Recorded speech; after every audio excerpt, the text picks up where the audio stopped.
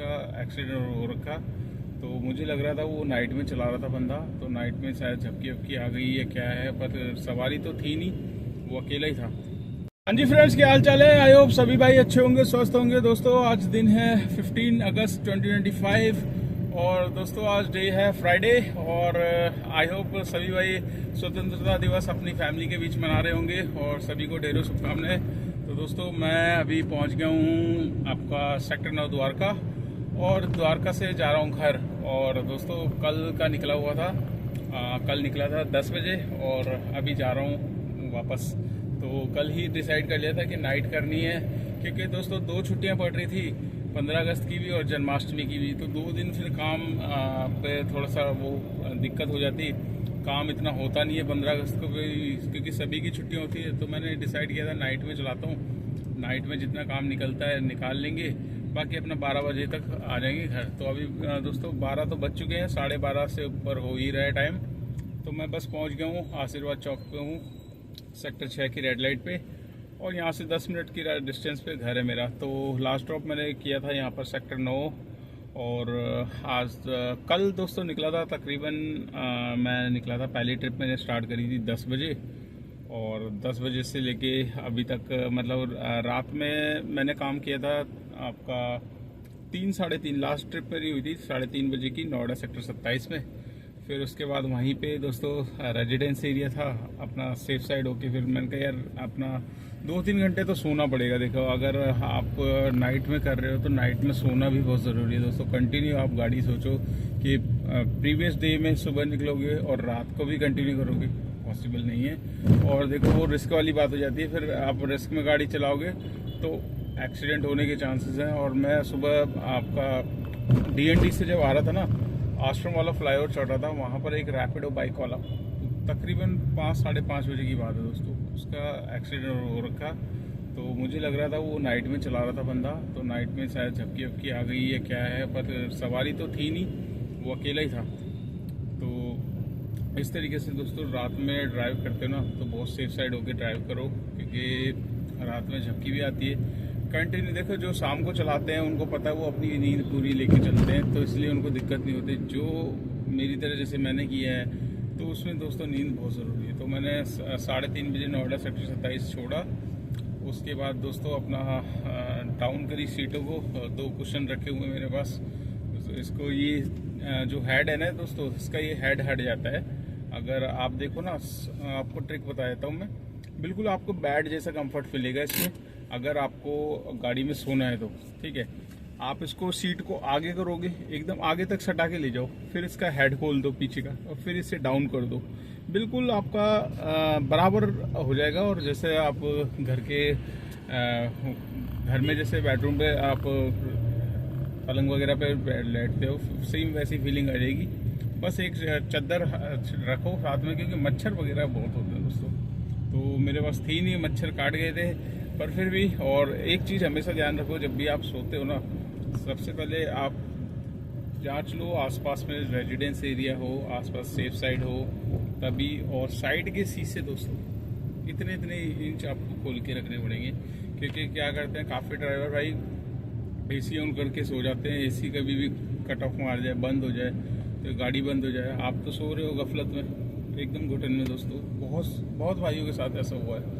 तो ये सब चीज़ें करनी नहीं है, थोड़ा सा शीशा अपने खोलना है, ठीक है। मैंने क्या किया था, मेरे तो ये पंखा लगा हुआ है, ये आराम से 6-7 घंटे बैटरी के उस पर चल जाता है, ठीक है। तो मैं इसी को चला के सो गया था। फिर जब बीच में मुझे गर्मी लगी तो मैंने AC ऑन किया, फिर बंद कर दिया 1 घंटे बाद।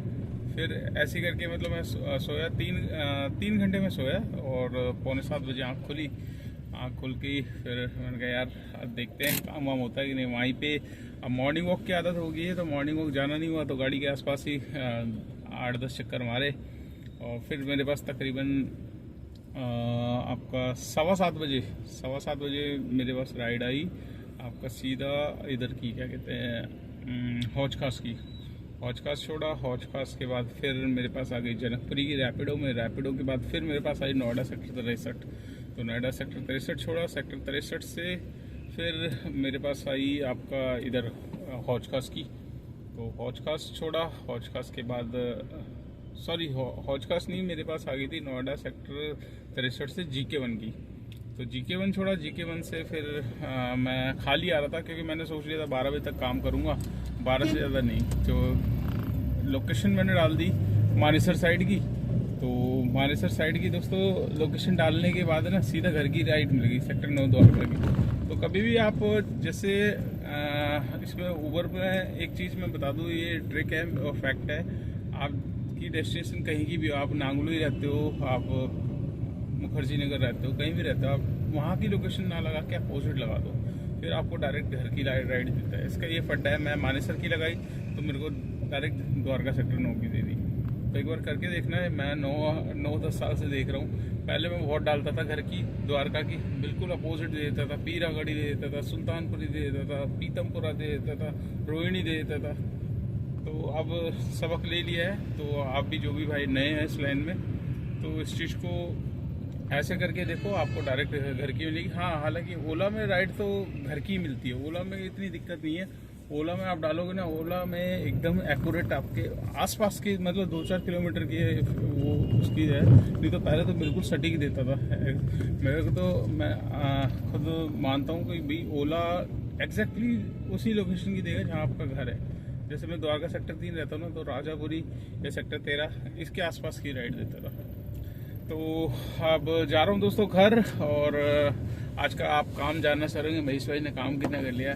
ज़्यादा खास नहीं किया दोस्तों, 3-4 घंटे सो गया हूँ। ठीक है, बस ये कि आज का दिन पूरा बच गया। सोने से एक फ़ायदा हो जाएगा दोस्तों, अब नींद नहीं, बिल्कुल भी नहीं आ रही। घर जाके अपना फ्रेश होंगे और अपना फैमिली के बीच में देखते हैं कहाँ की प्लानिंग बन रही है, कहाँ जाते हैं कहाँ नहीं जाते, बच्चों को कहाँ घूमना है। मेरी बेटी की बहुत डिमांड रहती है। कल स्कूल में फंक्शन था तो डांस वगैरह किया है, उसकी वीडियो अभी आई नहीं है स्कूल से, जैसे आइए देखूंगा। बेटी ने पार्टिसिपेट किया था और हर बार करती है वो बहुत एक्साइटेड होती है और फिर डिमांड भी हो जाती है, पापा ये लाओ, पापा वो लाओ।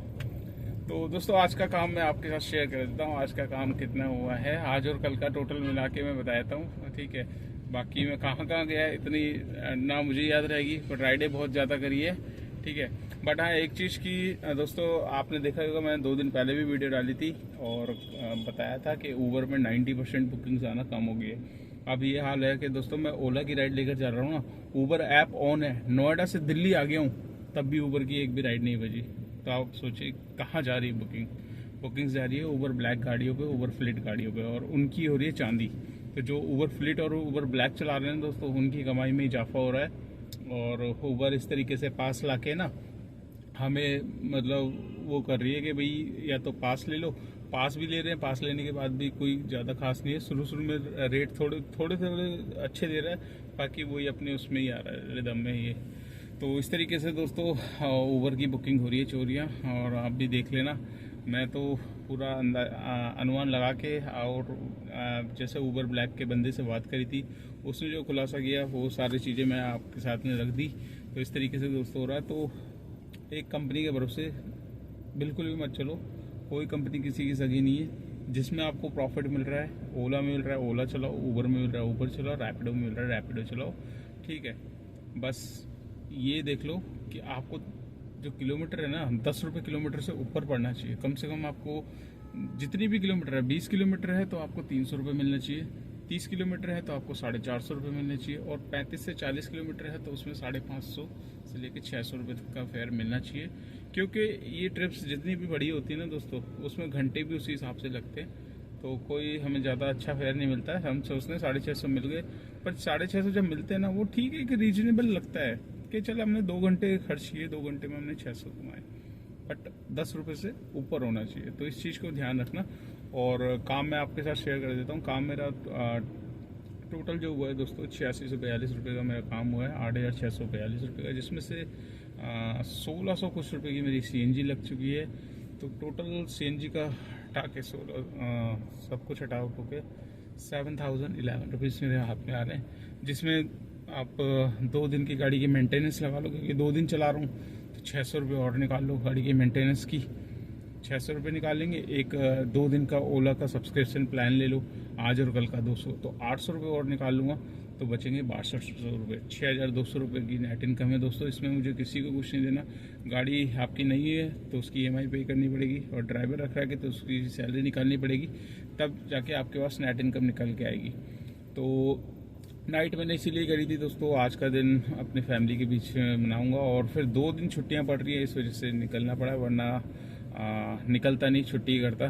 तो चलिए दोस्तों, ये वीडियो आपको कैसी लगी लाइक कर देना, और नीचे कमेंट्स जहां करते हैं वहां पर आप स्वैप करना। स्वैप करके देखोगे आपको हाइप का ऑप्शन दिखाई दे रहा होगा।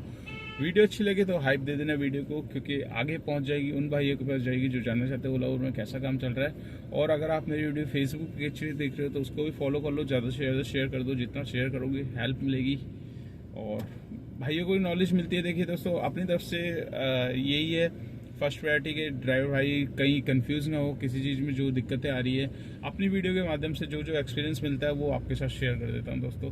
तो कुछ भाइयों को अच्छी लगती है, कुछ को नहीं अच्छी लगती है। जिनको अच्छी लगती है वो और आगे देखो, और भाइयों को शेयर करो। जिनको नहीं लगती दोस्तों वहीं छोड़ दो, वीडियो स्किप कर दो। तो चलिए दोस्तों, वीडियो को एंड करते हैं और आपसे मुलाकात करते हैं नेक्स्ट व्लॉग में। तब तक के लिए बाय बाय।